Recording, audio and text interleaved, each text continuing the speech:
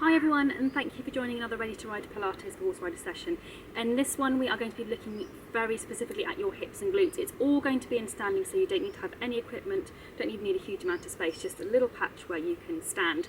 And this is going to be quite hard or quite intense, so please make sure you're warmed up, ready to go.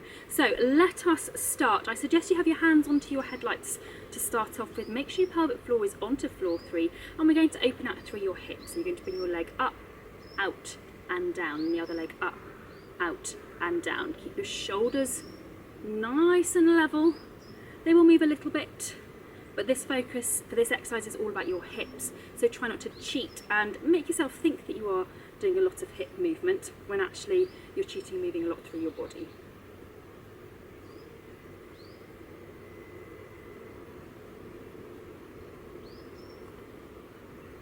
Super job. One more with each leg, by which point your hips should be really nicely loosened off. And we're going to go into your walking. So we'll start off on the spot and start to engage your brain, thinking about regular breathing, pelvic floor onto floor 3, and those ribs gently sinking down towards your pelvis. Then we're going to take this into a lunge position. So one foot just in front of the other, and off you go again. Now as you're doing this one, really watch as you come over that front foot and your arm comes up, that you don't start to come forwards through those ribs. So that's when you really need to be thinking ribs down towards your pelvis, so that the arm movement, that range through your arms, is from your shoulders and not because you're moving through your ribs and your upper back. Let's swap another go with the other foot in front and try to focus on that same thing. The range is coming from your shoulders, headlights moving forwards and back.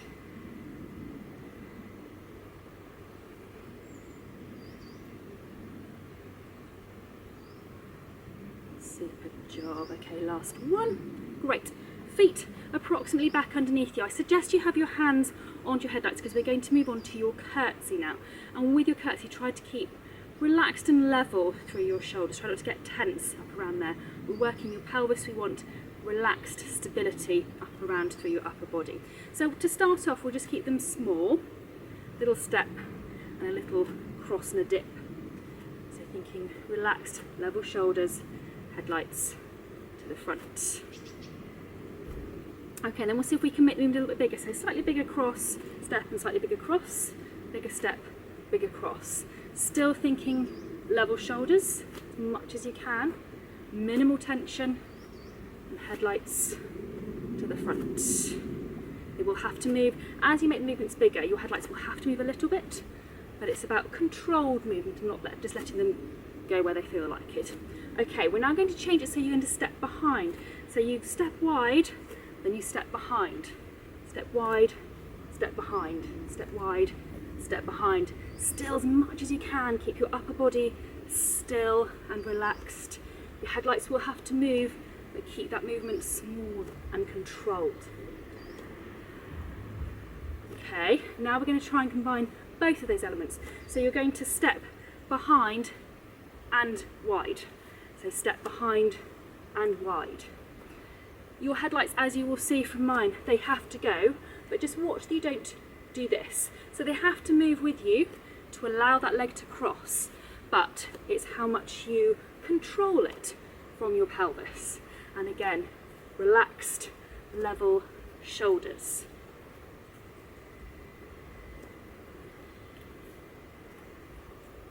Do one more each way. Super job. Okay, little walk on the spot. And we're going to move on to a lovely squat exercise. You again might want to have your hands onto your headlights, or if you want to really challenge yourself, you can have your hands as if you're holding your reins and try to make sure that your hands stay level and still. And from this position, you're doing some side taps with your feet. Now, if you are doing what I'm doing with your hands, really concentrate, keep coming back to keeping them soft. So that's one of the biggest challenges we face in the saddle, is quite often the harder we're working, the more tense we get. But of course all that does is transfer tension to the horse. So try to keep really soft through your upper body. Obviously it's got to be stable, so not completely floppy, but soft through your upper body so that you're not creating and therefore transmitting tension. One more each leg. Okay, super. Come back up, little walk, loosen off your shoulders. We're going to move on to a jumping exercise now. So I'd like you to go up on your toes and then bend your knees. Arms back to where they were before, shoulders level, hands soft. And now you're going to practice going over a fence. And it doesn't matter if you don't jump normally. This is a great exercise for making your leg muscles, but particularly your bottom muscles, really support you as your body weight goes forwards. So they're holding you up through your body as you go forwards. And they're helping to pull you back up again. So you need really good, strong glutes. Those are your big bottom powerhouse muscles. Keep those hands soft and level. Do 2 more. Super job, well done. Little walk on the spot. And we're going to move on to your star lunges. So, again, hands onto your headlights. Now, hopefully you are on a slightly flatter and not quite so slippery surface as I am on today. The grass is a little bit wet, so fingers crossed I don't go flying. Again, relax shoulders. It's all about what's happening around here. So, headlights to the front, going forwards. Diagonal, side, diagonal back, back onto a bent knee. Straight back onto that bent knee, diagonal, fall over side, diagonal forwards, forwards. Okay, we're going to swap, do the same with the other leg. Relax, level shoulders, off you go. So headlights, once again, always to the front. Back onto that bent knee, and into reverse. So onto the bent knee, diagonal, side, forward, diagonal forwards, forwards. Good job. Feet back underneath you. Again, you can have your hands onto your headlights, or if you want to give yourself a challenge, you can have your hands to here again as if you were holding your reins. 1 foot up, try not to fall over, and we're going to do your standing clam. So the advantage you've got of having your hands onto your headlights is that you are perhaps a little bit more stable. You can check that your headlights are to the front, but maybe it's not quite such a challenge as trying to keep your hands soft whilst your legs are working. So if you want to make it harder, if you're succeeding with this, you can add in some of those extensions.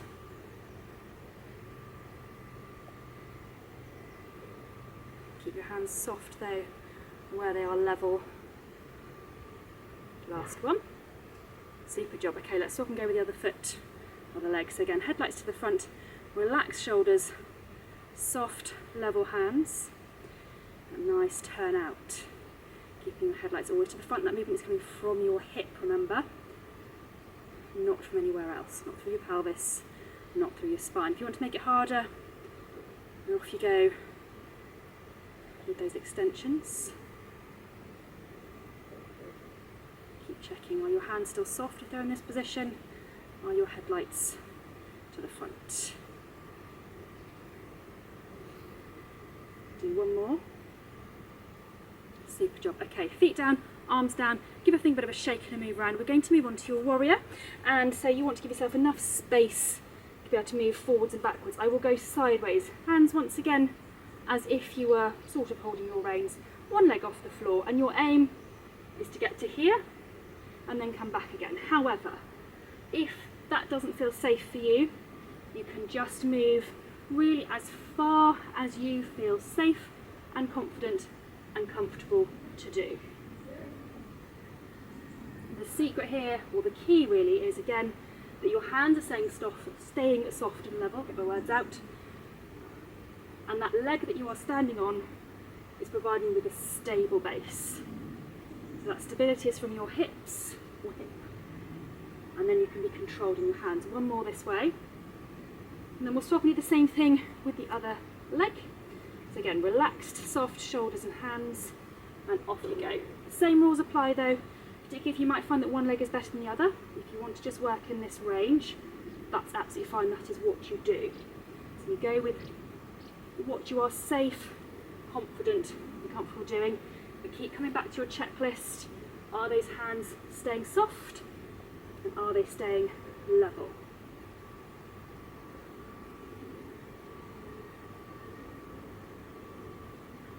Two more. Super job. Okie doke. I'm going to face you again. I've got 1 last hard exercise, and then we're nearly done. So hands back onto your headlights, and I'd like you to point one foot out in front. Now the positioning of this foot is really important. I want you to turn out from your hip so that the top of your foot is turned to the side, not pointing upwards. So it's turned out. And you're going to draw an arc with that foot, and as you get to the back again, the top of the foot is pointing out. So all the way through, that movement is being created as best as you can by your hip turning out. So that means you're using the hip joint and you're using all those muscles around the hip to create that movement. But at the same time, keep your shoulders as level as you can and relaxed as you can, and keep your headlights to the front. Do one more. Super job. Bring that one in and do the same with the other leg. So foot out, and once again you're turning out from the hip, top of your foot turned out, not upwards. So turn it out and then bring the leg round so that again when it gets behind you, the foot is turned out. The same as with the other side. Shoulders relaxed and level, headlights to the front. All this movement, as much as you possibly can, is coming through that hip. This is working both of your hips, a bit like with the clam. The leg that is moving is having to work jolly hard, as is the leg that is holding you up. Last one. Super job. Feet back underneath, walk on the spot, loosen off through your shoulders. Okay, then stand onto one leg. And then see if you can close your eyes. Hopefully again, if you're on a flatter surface than I am, it should be a little bit easier, but really focus in on what you can feel through your foot. Use the feedback from your foot to help you to keep balanced. Open your eyes and we'll swap onto the other leg. And then again, close your eyes.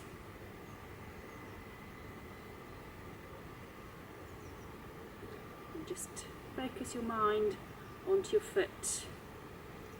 Focus on the sensations you get through your foot, and that's really going to help you with your balance. Okay, open your eyes, feet onto the floor, a little walk on the spot.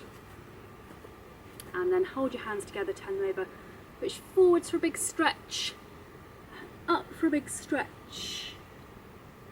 Bring them down and again push forwards, and up for a good big stretch. And down, we can do one last one, push forwards and up for a lovely big stretch, and then bring your arms back down by your sides. Well done, we have finished. Some of those were really quite hard, so I hope you have survived through all of those. I suggest maybe you go and do, there's a cool down session, one of the warm up sessions, or maybe one of the spinal mobility sessions. They'd all be good ones just to unwind having done that. Thank you so much for joining, I really do appreciate it. Look after yourselves and I'll see you again very soon.